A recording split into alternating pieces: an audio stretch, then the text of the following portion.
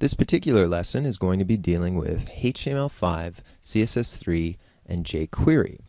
It's primarily a project-based video that will look at how to take an existing XHTML document and convert it into a HTML5 document that utilizes the newest CSS3 techniques as well as working with jQuery. In other words, we'll be moving from this very simple document and transitioning into a document that looks a little bit more like this.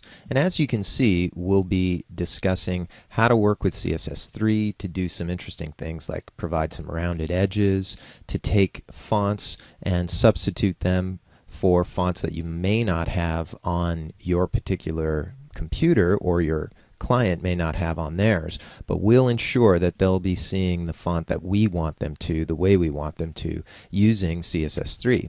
As well, we have some animation techniques like working with transforms, but we also have things like transitions that will allow us to fade in documents and create different styles of animation that perhaps you're unaccustomed to inside of a HTML5 environment without the use of Flash.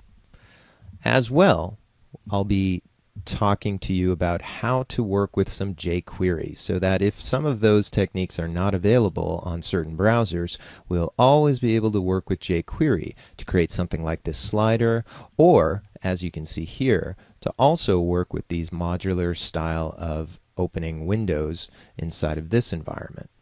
In order to work along with this video, all you're going to need is a simple text editor.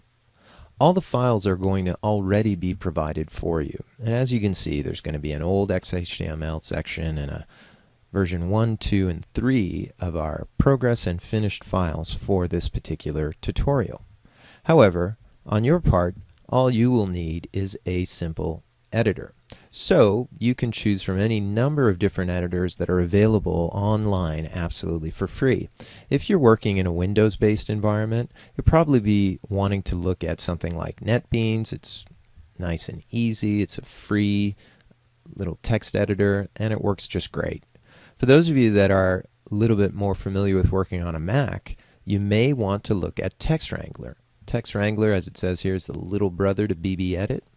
And it is a great HTML and text editor for the Macintosh.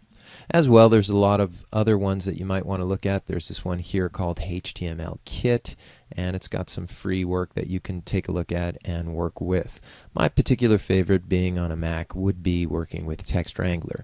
But of course, if you prefer, you can always go to adobe.com and you can download the 30-day trial of Dreamweaver.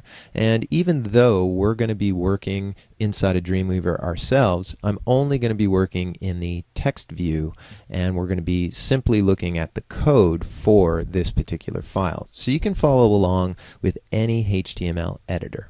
So let's fire up that editor, and we'll begin in the next video by taking a look at XHTML and comparing it with HTML5.